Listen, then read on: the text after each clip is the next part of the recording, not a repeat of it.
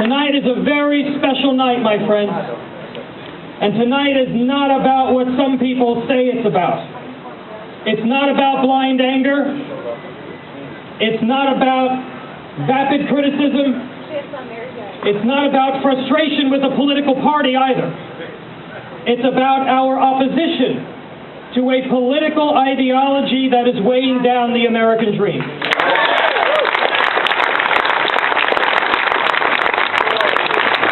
Tonight, we come together to celebrate our great republic and our democracy. We come together tonight to celebrate the great story that is America, and together with your courage and your voices and your ideas, we will write the next chapter in the greatest nation the civilization has ever known.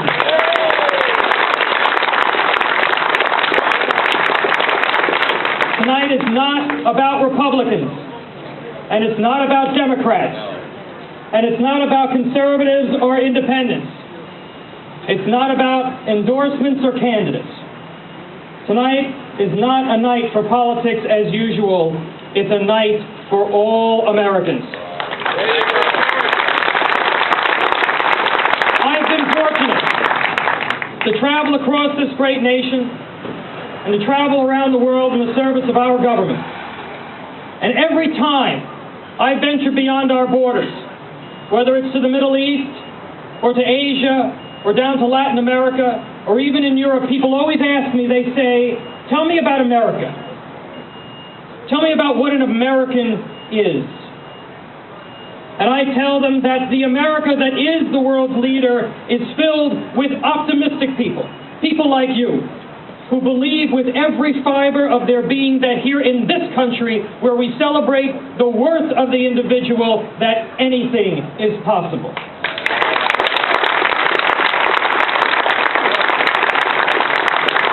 That, my friends, that spirit is the legacy that we carry forward from the great pioneers of this nation, from Washington and Adams and Lincoln and Jefferson and Franklin and others.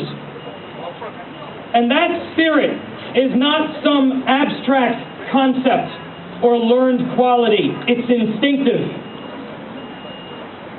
It's that quality that for generations people from all across this world have wanted to wrap themselves in the warmth of that optimism and that empowerment.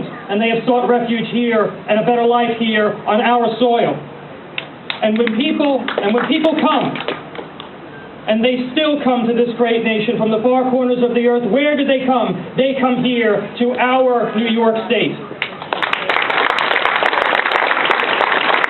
And no offense to other states or other places, I've been to about 38 states, great places, but New York had always been the brightest light in the shining city on the hill.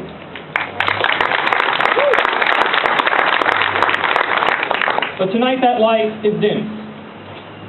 Freedom is being constructed, and the promise of America is under attack from within. And it will be the people here tonight and in tea parties all across this country who will win the new battle for America, and we will win.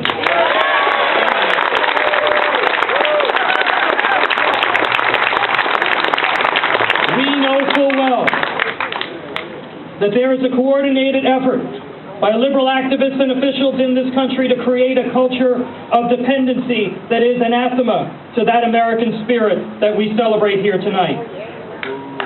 They seem to be shocked that the majority of Americans are against things like national health care and cap and trade and other big government programs because they just don't get it. It's not about the money. It's not just about the money or the taxes or the jobs that will be lost. It's just simply not in our nature as people to submit ourselves to being controlled and managed by the nanny state.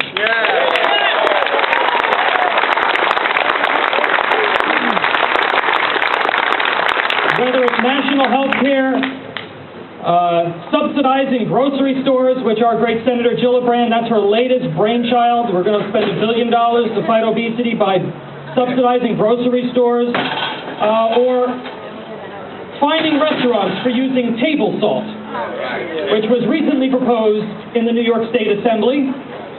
We have had enough. Alexis de Tocqueville gave us a warning more than a century ago. And he said that democracy and socialism have nothing in common but one word, and that word is equality. But he said, note the difference. While democracy seeks equality in liberty, socialism seeks equality in restraint and servitude. Well, my friends, we may all someday answer the call to serve our government, but we will never be servants of our government.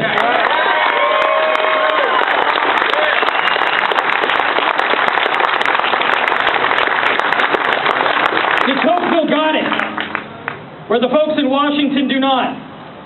He saw that the undoing of America could be the very government that made it the envy of the world, and that's what we are here to protect. We have just witnessed, as I'm sure that the speakers before me discussed, we've just witnessed the passage of what I believe could end up being the largest government program in the history of the world. Not just the history of this country, folks, the history of the world. And we've seen perhaps the most extensive and expensive social program become law along a party line vote for the first time in American history. The New Deal, the Great Society programs, other reorganization of our government has always been done on common ground and with bipartisan cooperation, but not so now. There is an arrogance of power in Washington that ignores the common good, the common ground, and common sense solutions, like, for instance, I don't know, purchasing insurance across state lines. Why wasn't that in the bill, folks, right? Against the lawyers. They ignore those things in favor of driving a leftist political agenda on a road of lies, exaggeration, and on the backs of the American taxpayer. It's just that